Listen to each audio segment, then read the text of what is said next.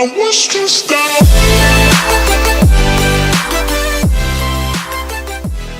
Hello guys, welcome to the second day of the 7-day challenge. So today we have to make a currency converting thing. So yeah, let's do that now. I'm gonna do it my way, but it might not be the best way, and there's definitely a lot of room for improvement.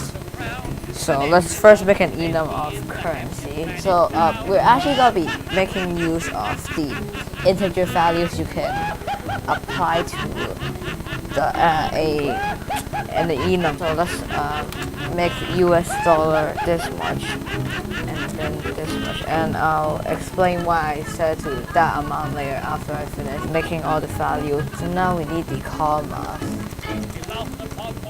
So the last bit of a enum doesn't actually really need a comma, but just there to look nice. So basically how this works is that we have Hong Kong dollar, which is in this case 1. And just imagine there's a 0 here, so it's 0.17. So like 1 HKD is 0.1785 Singapore dollar, etc. And that is the value. So next we need to see how this is gonna work.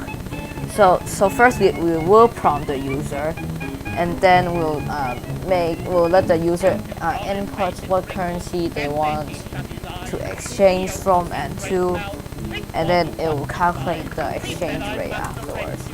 So let's do a function called prompt user. Why not? Let's set one here.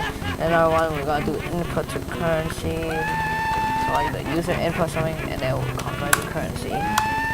And then at last we'll have a function called calculate rate. So let's do the prompting user first because that's probably the easiest part.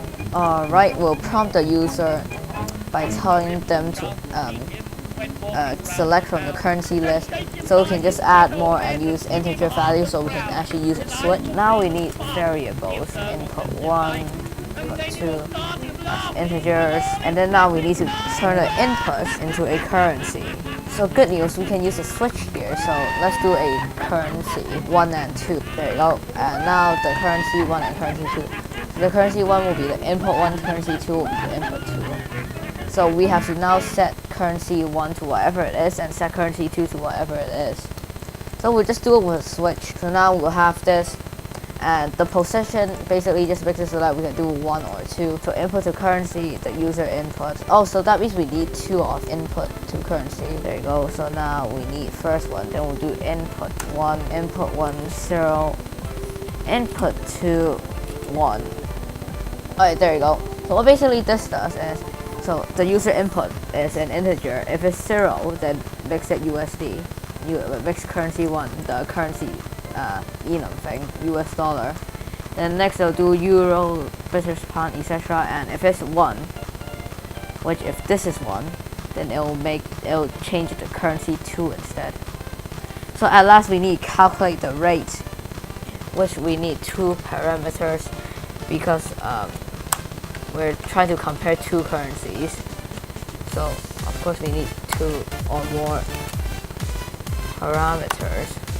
So just call currency 1 and currency 2. So I guess we actually need to code this out instead of me just typing all the switches because it's going to be horrific. So currency, because it's a type, like the enum.